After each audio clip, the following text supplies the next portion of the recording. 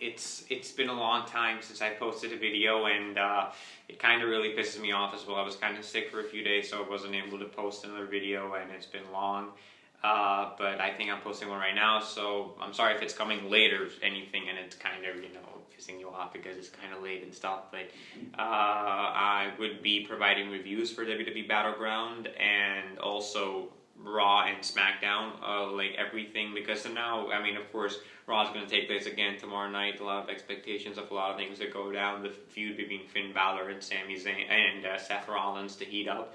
And where do Sami Zayn, Kevin Owens, Chris Jericho, and all these superstars fall in terms of rivalries and feuds heading into, the pay-per-view of SummerSlam? I have to say a few things about WWE Battleground first. I'm going to be laying everything down as to what has happened so far. I'm going to be reviewing that, and I'm going to be reviewing, and I'm going to be thinking about what I think is going to happen this week, okay?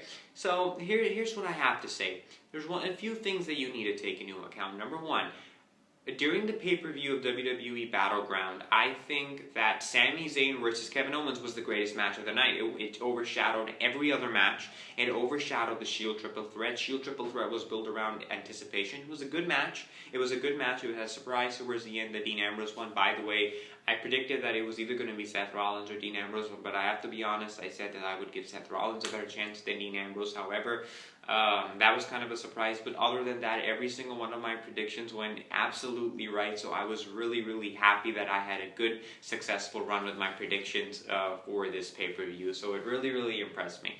I think I should start posting, videos for these predictions after, like, the final week of WWE is done, before the main, the show, because certain things happen. For example, when I posted the Money in the Bank predictions, I didn't post them after the final Raw. I posted them before the final Raw, and the final Raw kind of changed my perspective, specifically when Dean Ambrose and Seth Rollins and Roman Reigns were inside the ring, and Dean Ambrose was looking up towards the Money in the Bank briefcase, and you kind of had the indication of something very interesting was going to happen, and the Shield Triple Threat was unfolding. So I think that that Kevin Owens versus Sami Zayn was the match of the night. It deserves all the applause as possible. But if anybody talks about a rubber match, I will personally rip their heads off. Okay? I'm just kidding. I wouldn't.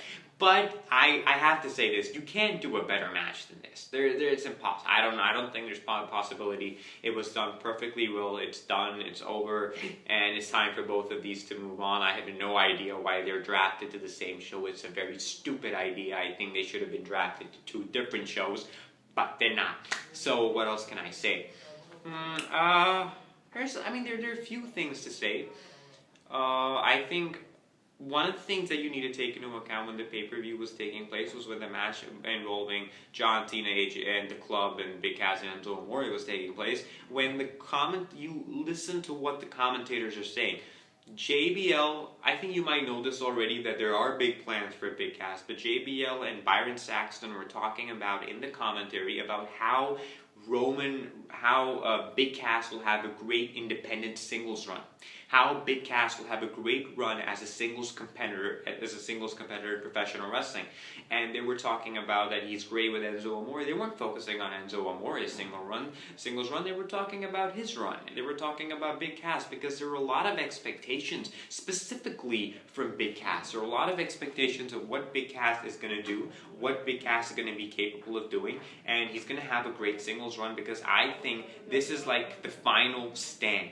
I honestly do. I think it's like so many people have come up from the independent circuit within professional wrestling, within the WWE, that a complete revolution has taken place with Kevin Owens, Sami Zayn, Cesaro, Seth Rollins, Dean Ambrose, Roman Reigns. I mean, everybody being involved in such crucial storylines that it's a completely new breed. Big Cass might possibly be the final stand after Roman Reigns of saying that, oh, you know what, we want to maintain that bodybuilder fantasy that rests within the WWE, and we don't want to move on from it. Possibly the WWE creative are focusing on that, but I would be wrong to deny that, Big Cass. I would be wrong, if I denied Big Cass's ability, because Big Cass is a great wrestler. He's great to watch in the ring. He's a good performer. He's got fairly good mic skills. He's got great mic skills, actually. I mean, he's not as good as Enzo Amore, but he's fun to listen to. And I think that, and Big Cass are really going to go places within the industry. I think that there are big plans for Big Cass. Indications have been given as to what they're planning for Big Cass. And that's what I can say about him. But here's the interesting thing that you need to take into account. A few things, okay? So, if you have watched, other than that, I think the Battleground was turned out to be, it was fun to watch. It was fun to watch Sami Zayn versus Kevin Owens, Dean Ambrose, and it was all fun. But on Raw, we have finally established that Seth Rollins is going to be facing Finn Balor. I think the only reason possibly why Roman Reigns is being pushed so down that he lost to Finn Balor and that, he's not making it further is possibly because of the fact that he violated the wellness policy and provided a hindrance in the fact that the main event was coming up and he was involved in possibly the most crucial storyline for the WWE pay-per-view of Battleground. And, nothing really worked out. So, I don't know what to say. I mean, it could go in certain ways. I think Roman Reigns needs to grow. I think Roman Reigns needs some time working in the mid card or something like that, and slowly and steadily just evolving again. I think he needs to go through that saga again. Of course, he needs a heel turn. I don't know if WWE will go with it, but it was a big problem that he violated the wellness policy. I don't remember John Cena violating any such policy. So John Cena really, he was a good. It just shows you how big that boot was to fill that John Cena left behind. That you're not supposed to really make any mistake. You're supposed to be the perfectly good guy. You're supposed to be perfectly good, and Roman Reigns just isn't that. So far, he hasn't proved it to anybody that he is. I mean, he's trying. He's really, really trying. But violating the wellness policy, I think, really put an hindrance in his WWE career. Dean Ambrose. Now, Finn Balor versus Seth Rollins is going to be a fun match. I really do think that's going to be great entertainment. I think it's going to be well crafted, well done. It's going to be fun to watch. But here's the interesting thing about this match.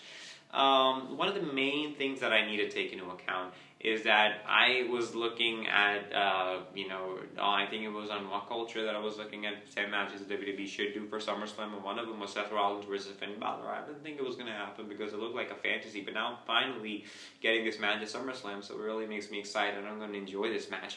Other than that, Dean Ambrose versus Dolph Ziggler. Dolph Ziggler is getting a push again, and he was downgraded so much, but it was kind of obvious that Dolph Ziggler was going to win that match the minute I saw Dolph Ziggler, the promo that Dolph Ziggler cut before the match took place. It was like the desperation within Dolph Ziggler to fight his heart out to win that match was greater than how Baron Corbin put or anybody else, because it was obvious. So I think Dolph Ziggler has won. I think Dolph Ziggler versus Dean Ambrose is kind of the match.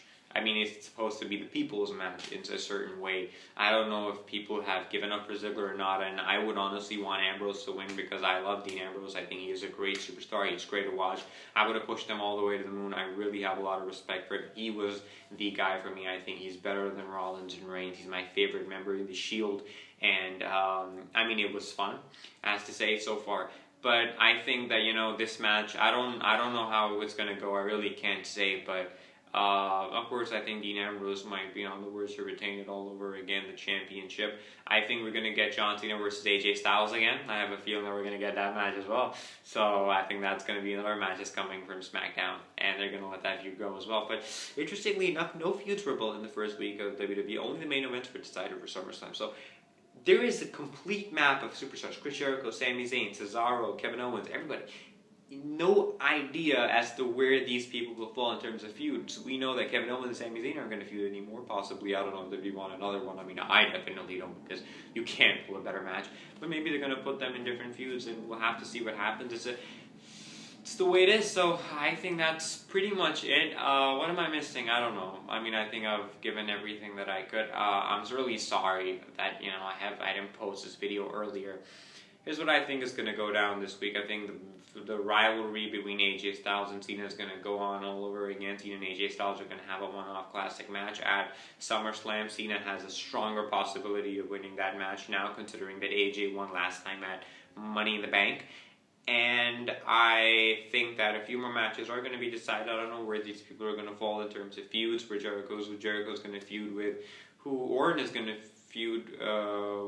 He's feuding with Brock Lesnar is coming back. Yeah, I don't know if Paul Heyman, because nobody really talked about Paul Heyman also being drafted to Raw with him. But I don't know if Brock Lesnar can operate without Paul Heyman. Paul Heyman really helps Brock Lesnar, because it really just makes the complete image. There's the mic product that is brought forward by Paul Heyman, who is awesome in every way.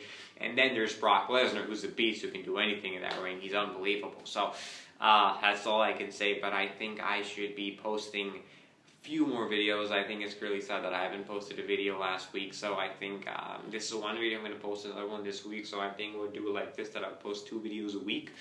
And I might post 3 videos this week, or even more, I don't know. But I might post them. I think I'll try to make sure that I can post 3, because I would be providing a review for Raw and SmackDown live, and then I'm going to be providing another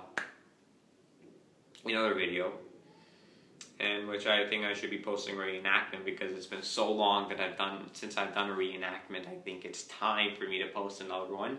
I started this channel on the basis of posting reenactments, and I'm just completely locked up in my love for professional wrestling, but I think I do love acting as well. I do love reenacting performances. You can go check them out. They're up on my channel, a lot of them, and I guess that's all I can say so far. So, bye.